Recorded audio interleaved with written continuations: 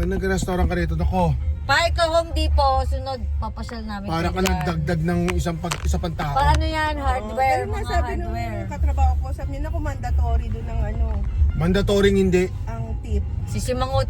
Ito Kapag- nga eh, ito, bumili bumili donut, ka hindi talaga. nga ng tip. Tinalikuran ito, pero siya kumambengga.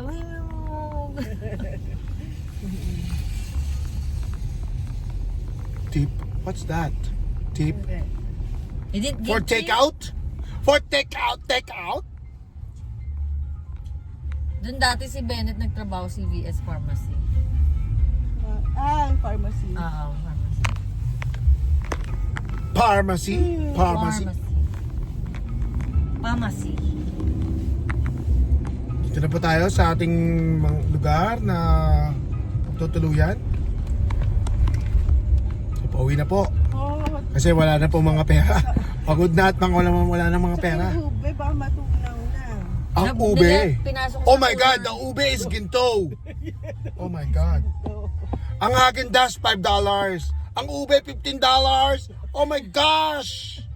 What's in ube? Gold? Bebe. imported and Bebe. I thought Häagen-Dazs is the most expensive. But it's the Philippines.